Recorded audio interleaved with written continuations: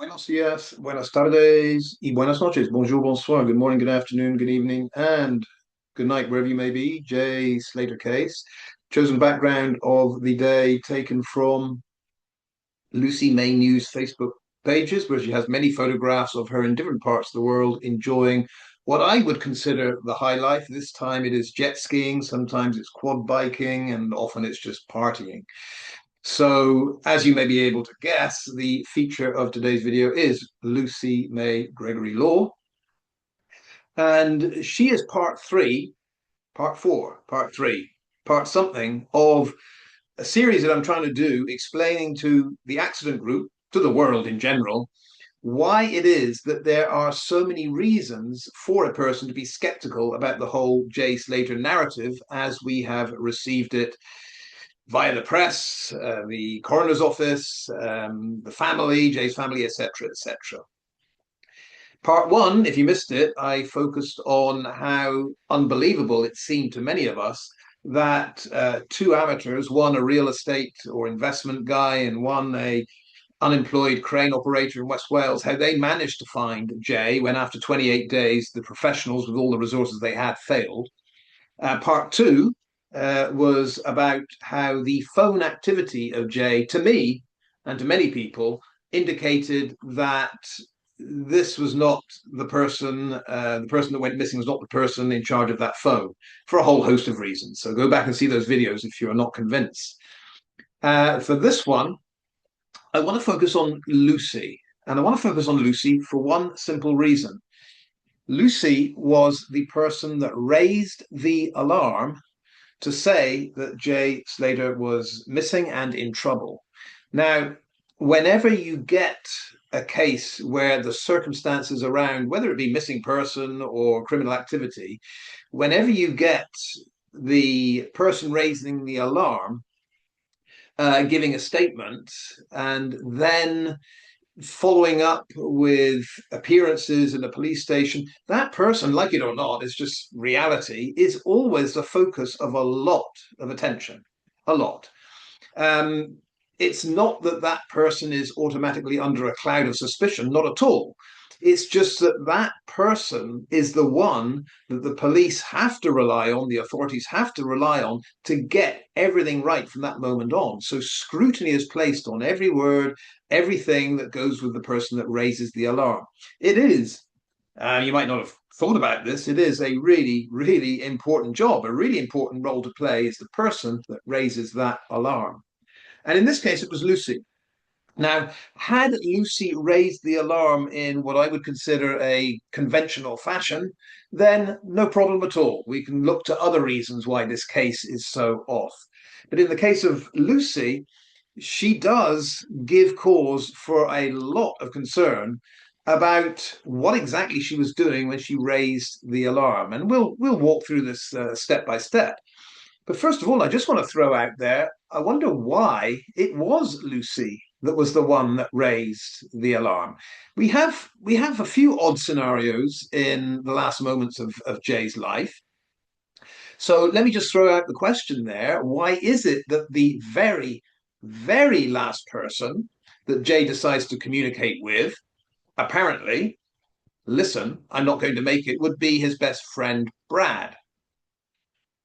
How did Jay, in his befuddled state, decide that his very last words were going to go to Brad? Why Brad and no one else? In the case of his last spoken word was to Lucy. And we were told by DCI Higson that the one and only outgoing call that morning from when he left the Airbnb, it's the only one. The only one outgoing call was that final one with 1% left on the battery, and it was to Lucy.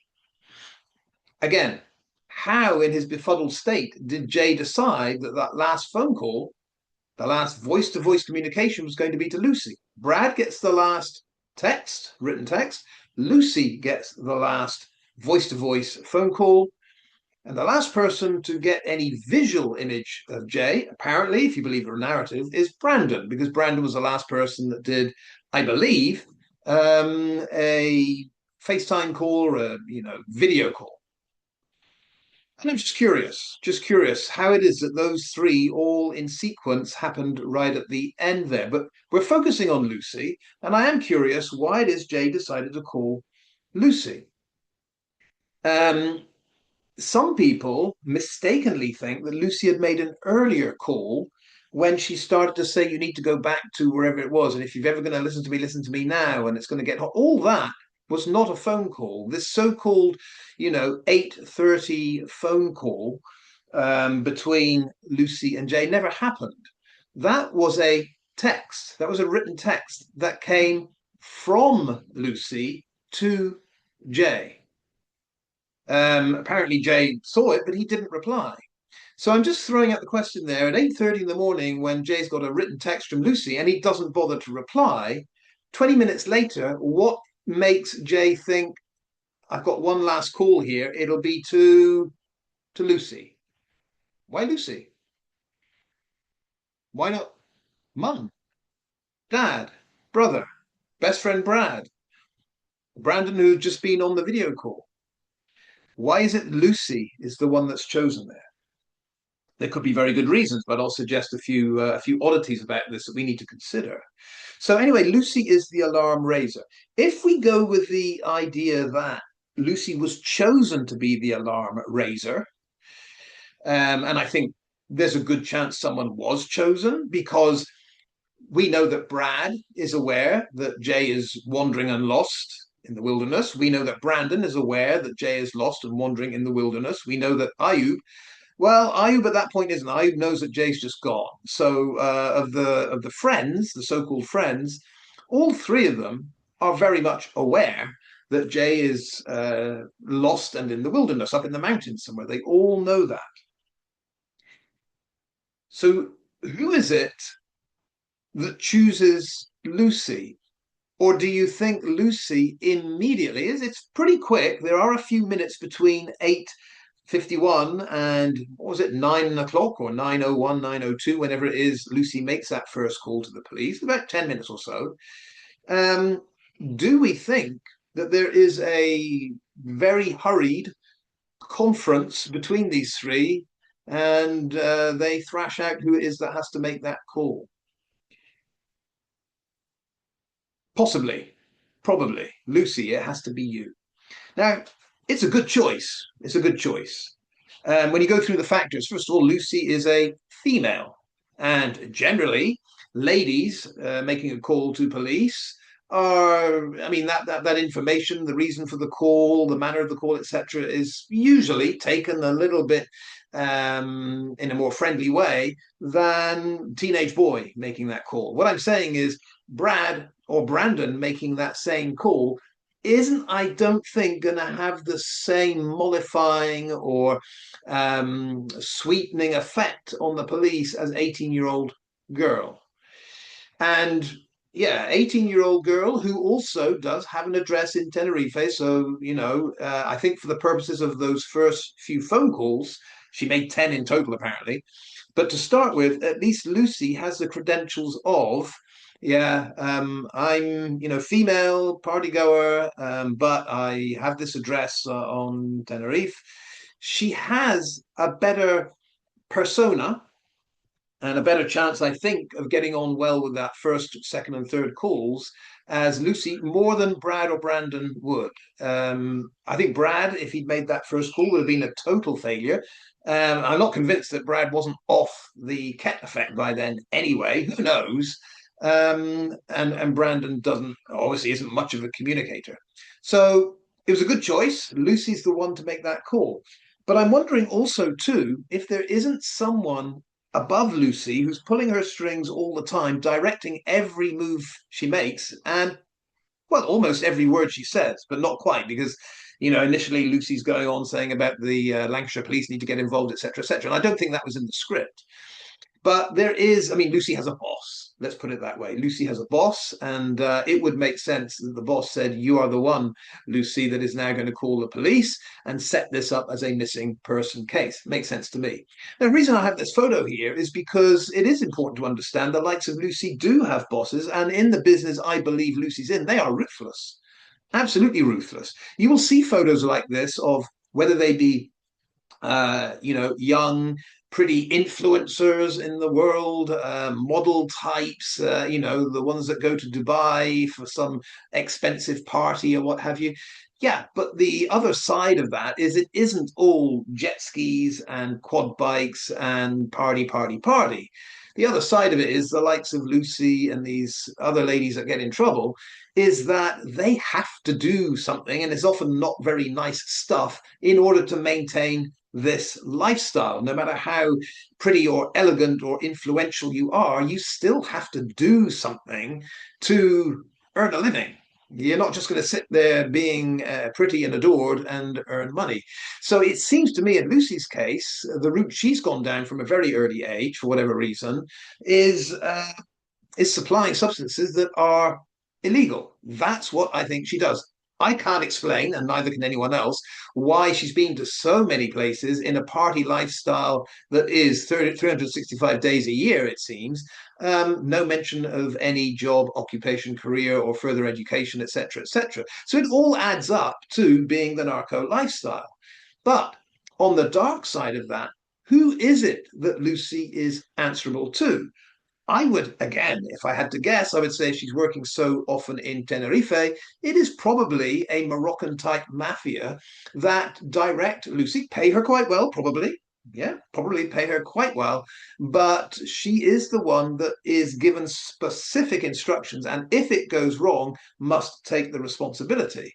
What I'm saying is, I think at the end of the day, there was no one else that was going to make that alarm raising call to the police but Lucy. Whether she liked it or not, I believe she was told, you are the one to make that call. But having made that call, Lucy then had to do several other things to make the whole missing person case seem right and to deflect any attention from other people in the gang that she knew. And this is where it gets very, very tricky. This is where I believe Wax, I think, said this first. This is where I think Lucy did have to do some stuff that wasn't in her best interests, but she was basically told to do it. And I'm referring specifically to going to a police station in Ico de los Pinos and telling the officers there that she did spend the last night or those last hours in the Airbnb, although I don't think she did. And I believe she said that because Ayub needed an alibi. He needed someone to say that that other person was with Jay, not Ayub. And so hence we have that police statement from Ico de los Pinos. But again, I think it's Lucy having to make that statement. Now, clearly we know, because we've looked into the background of this, we know that that Ico de los Pinos police statement totally contradicts everything else that was said about the early night and being down in Los Cristianos. And it is a complete contradiction. They both can't be true. Either Lucy was there at the Airbnb, as she said in the police statement from ECOD, or she wasn't there and she was in wherever her regular place is down the south of the island. They both can't be true. So my point here is when you have two contradictory statements like that about the person that raised the alarm, you automatically think, if you're a sane person, this is why we're kind of trying to get the accident group to think along a logical path here. The logical idea is, well, if these statements are contradictory, and this is the person that raised the alarm, is it not logical to think that the person that raised the alarm isn't telling the truth? If the person raising the alarm isn't telling the truth, it would seem that something is being covered up. Otherwise, the person raising the alarm would just say exactly what they know, what they have heard and seen. But in this case, contradictory statements make us feel, normal people feel, that something is being hidden here. Now, you might say, well, it's just the narco trade that's being hidden. They don't want the police to know. Excuse me, I think the Guardia Civil have a pretty good idea once they talk to Lucy for 5 minutes, or Ayub for 5 minutes, or Brandon for 5 minutes, whoever it is. I think they have a pretty good idea what these people are up to. But the Guardia Civil in this case aren't charged with cracking the whole Lancashire narco ring that's operating in Tenerife. That's not their job at that point. Their point is to find out, is this a missing person case or is it something else? So I think the Guardia Civil obviously have their suspicions. So I don't think there's any great reason for Lucy to be in panic over, do they think I'm into narco?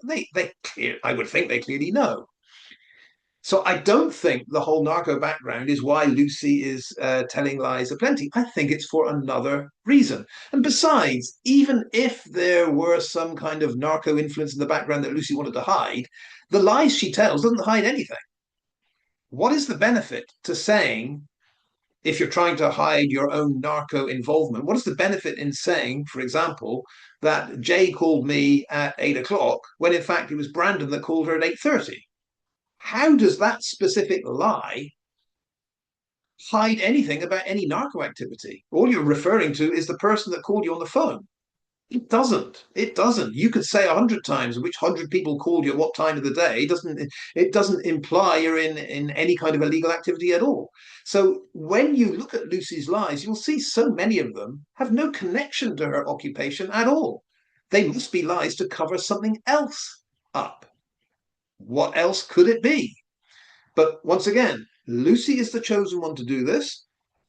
And then she has this horrendous situation where her Lord Protector, the lugworm from West Wales, is out there coming out with statements like Lucy made 10 calls to the Guardia Civil. Now, this is another oddity because you would have thought that the person that raised the alarm would be the one saying that, even though she's only 19 now, or 20, maybe 20, I guess. You would have thought that Lucy would have said, Uncle Luggy, I can speak for myself.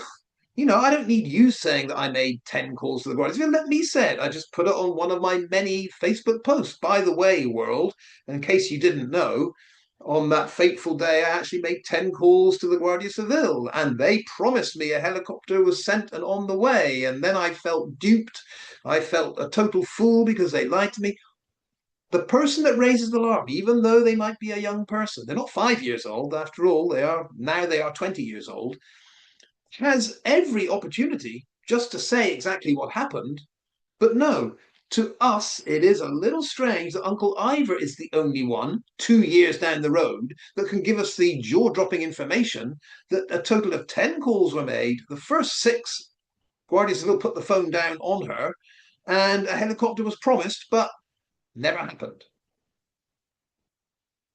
Um, so put Lucy aside here a second. That is just one person. Lucy May Gregory Law, I believe, is a good reason from the way this whole raising the alarm went to believe that something isn't right here, because otherwise it would have been a lot smoother operation than it was.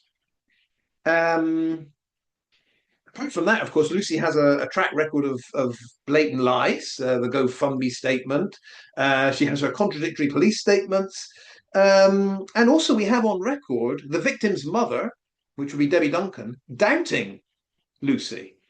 Now, whenever you get the victim's mother doubting the word of the person that raised the alarm, that's a big problem. Again, 99% of the time, the victim's mother is in total praise from day one of the person that raised the alarm. They're like, thank you so much for calling the authorities in a timely and efficient manner. In this case, it didn't work out, but we really thank you for doing that. That is not Debbie's reaction. First off, on reflection, Debbie has to step back and say, oh, yeah, Lucy did everything right. But her first reaction, I would say her heartfelt reaction when Debbie was talking from the heart was, I just wish Lucy had gone there. Now, whenever you hear in a case a complaint from victim's family saying, I just wish the person that raised the alarm had done da da da da da, there's a problem. Like I say, it's normally total praise, total thanks, but not in this case.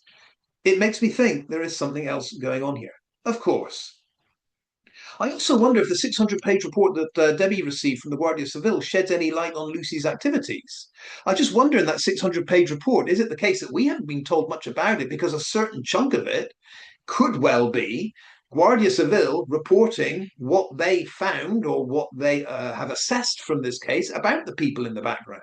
Is it the case that Debbie isn't talking about it because it just basically says who Lucy Law is when she's operating in Tenerife? I don't know. I'm just speculating, but I'm just saying it could be an explanation for why Debbie does her 180. Before she gets the Guardia Civil report, oh yeah, if only Lucy had gone there, that might have changed everything, might have saved his life. Then she gets a 600-page report. She reads something in there, and all of a sudden, no. Lucy did everything she possibly could. She did the right thing all along the line. We've always wondered what has caused this 180. I'm just speculating. Maybe it's something in that 600-page report that spelled out to Debbie exactly what the Guardia Civil think Lucy and co were up to. Debbie can't say it, but she changes her mind as to what to say to the public. Maybe. Um, what else did I want to touch on with that? Um, I have a feeling that if Lucy could replay all this, she would do it in a completely different way. I don't think if Lucy had any pressure on her, she would have done that second police statement that said she spent time in the Airbnb. I think that was done under duress. I don't think she would have wanted to make that statement in any way. I don't know. I'm just speculating because it is such a damning statement. And it's official. She signed off on it. You can bet your bottom dollar if ever this came to a criminal case in court, Lucy would be in absolute tears and turmoil to try to explain why she said all that, and yet claimed quite the opposite through previous statements. It would be jeopardy for her. But maybe let's just leave that one there. If this is part 3 or part 4, I don't know what it is, but I'm just going to say that the person, I'll say it one more time, the person that raises the alarm for missing person or criminal activity, whatever it is, and we've got this in the Three Sisters Brighton case. It's like, who is that person that raised the alarm that someone's in trouble in the sea? Who is that person? Because unless you know why they've made that call, and you would guess it's to be a good Samaritan, but if it isn't, then why? Why that person at that time? And I don't think anyone's deeply considered why Lucy at that time and what would be the consequences if Lucy had said, no, I'm not going to make that call. Yeah. Wasn't me that took him up to an Airbnb. It wasn't me that shoved cat and other stuff in him. It wasn't me that did this and that. If Lucy, what do you think? You tell me what you think. If Lucy had said, no, I'm not going to make that call, I'm not going to get involved in this, what do you think would have happened? Lucy would have flown off the island with her mother and no consequences whatsoever? I don't think so. But maybe I'm overanalyzing this. All right. Let's leave it there. Plenty more to go as we analyze and look through, from our standpoint, reasons why this narrative we've been presented doesn't make any sense. We will continue with this and hopefully make some progress with the accident group so they understand why what we see in here doesn't actually add up to a genuine missing person case. Let's leave it there. Hasta luego, adios, hasta la vista. See you next time.